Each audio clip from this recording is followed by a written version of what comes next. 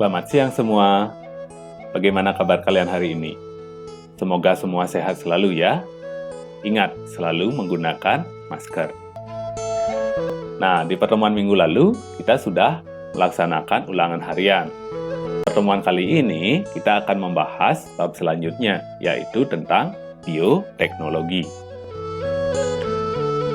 Sudah selayaknya kita sebagai manusia bersyukur kepada Tuhan Yang Maha Esa, karena Tuhan Yang Maha Esa telah menciptakan berbagai makhluk hidup yang bisa kita manfaatkan. Banyak teknologi yang telah memanfaatkan makhluk hidup, misalkan memanfaatkan bakteri atau jamur. Nah, salah satu produk yang memanfaatkan jamur adalah seperti gambar di atas ini. Kalian pernah melihat? Kalian tahu gambar ini? Ya, ini adalah gambar tempe. Tentunya kalian semua pernah makan tempe ya. Nah, tempe ini merupakan hasil dari bioteknologi yang menggunakan fermentasi dari jamur. Nah, apa itu bioteknologi? Mari kita ikuti pelajaran berikut ini. Bioteknologi berasal dari dua kata, yaitu bio yang berarti makhluk hidup, kemudian teknologi yang artinya cara atau alat untuk memudahkan manusia dalam memecahkan masalah atau membuat produk yang berguna. Jadi bisa disimpulkan, bioteknologi adalah penggunaan organisme atau makhluk hidup atau bagian dari makhluk hidup untuk membuat suatu produk atau jasa sehingga dapat mensejahterakan manusia. Bioteknologi itu dibedakan menjadi dua macam. Yang pertama ada namanya bioteknologi konvensional. Bioteknologi konvensional ini memanfaatkan secara langsung mikroorganismenya, baik itu berupa bakteri ataupun jamur, dan melibatkan proses fermentasi untuk menghasilkan produk barang atau jasa. Nah, contohnya adalah tempe, itu difermentasi oleh jamur. Tape, itu juga difermentasi oleh jamur. Ada roti, ada keju, ada yogurt, dan yang lain-lain. Yang kedua adalah bioteknologi modern. Bioteknologi modern ini melibatkan prinsip biokimia, biologi molekuler, dan rekayasa genetika. Contoh dari bioteknologi modern itu adalah organisme transgenik. Selanjutnya kita akan bahas tentang penerapan bioteknologi dalam kehidupan. Yang pertama adalah penerapan bioteknologi pada bidang pangan. Pada bidang pangan ada berbagai hasil dari bioteknologi. Yang pertama ada berupa tape, kemudian yogurt, tempe, keju, kecap, roti, minuman beralkohol, dan yang lain-lain. Kemudian kita lanjut dengan bioteknologi dalam bidang pertanian. Nah, bioteknologi dalam bidang pertanian sudah banyak kita bahas di semester 2. Antara lain yaitu kultur jaringan.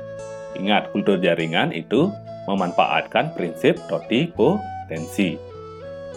Kemudian ada hibridisasi atau persilangan. Yang ketiga ada rekayasa genetika atau transgenik.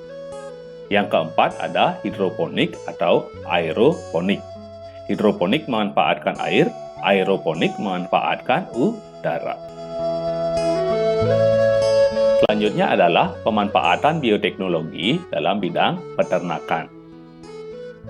Dalam bidang peternakan, hasil dari bioteknologi antara lain yang pertama ada namanya cloning. Kemudian ada ensiminasi buatan atau kawin suntik. Kemudian ada pembuatan antibodi monoklonal. Yang terakhir ada rekayasa genetika atau transgenik, sama dengan di pertanian ya. Selanjutnya adalah bioteknologi dalam bidang kesehatan. Nah, mungkin sekarang lagi populer ini ya, ada vaksin dari Sinovac, namanya vaksin SARS-CoV-2. Nah, vaksin ini berguna untuk mencegah penyakit COVID ya, atau Corona. Vaksin itu juga merupakan salah satu produk dari bioteknologi. Nah, selain vaksin, pada bidang kesehatan ada berbagai produk, yaitu ada antibodi. Antibodi itu untuk kekebalan tubuh, ada insulin, ini untuk penderita diabetes ya, untuk penderita gula darah. Kemudian vaksin seperti gambar ini. Nah, vaksin ini dibuat dari virus yang sudah dilemahkan ya atau dinonaktifkan. Kemudian ada antibodi monoklonal. Selanjutnya adalah bioteknologi pada lingkungan. Bioteknologi pada lingkungan ini ada dua macam. Yang pertama ada namanya bioremediasi. Bioremediasi ini adalah memanfaatkan bakteri untuk menguraikan bahan polutan. Bahan polutan atau zat yang mencemari lingkungan. Bioremediasi. Yang kedua ada fitoremediasi. Jadi bedanya di kata depannya ya. Bio itu memanfaatkan bakteri, fito itu memanfaatkan tanaman. Jadi fitoremediasi itu menggunakan tanaman tertentu untuk menguraikan bahan polutan atau zat pencemar. Nah, di sini ada beberapa tumbuhan yang bisa dimanfaatkan untuk fitoremediasi, untuk menguraikan bahan polutan. Di antaranya ada eceng gondok dan bunga matahari. Selanjutnya ada penerapan bioteknologi dalam bidang forensik. Nah, mungkin kalian sering mendengar tes DNA ya. Tes DNA itu merupakan perkembangan bioteknologi dalam bidang forensik. Tes DNA atau sering disebut dengan DNA fingerprinting atau sidik DNA. Nah, mungkin pas musibah kecelakaan pesawat yang waktu ini, korban dari kecelakaan pesawat itu dites DNA untuk mengidentifikasinya.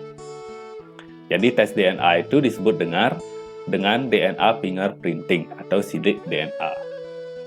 Sidik DNA itu adalah teknik yang digunakan untuk mengidentifikasi seseorang atau jenazah berdasarkan profil pita DNA. Di sini menggunakan dua aspek ya. Ada aspek kesamaan, ada aspek perbedaan ya. Aspek kesamaan dan aspek perbedaan. Jadi ditentukan apakah DNA-nya sama, apakah DNA-nya berbeda untuk mengenali suatu jasad atau seseorang dari kesamaan dan perbedaan DNA, susunan pita DNA.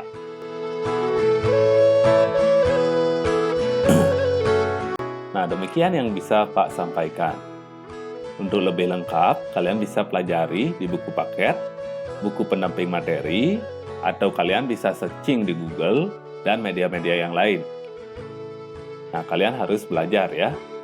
Selamat belajar.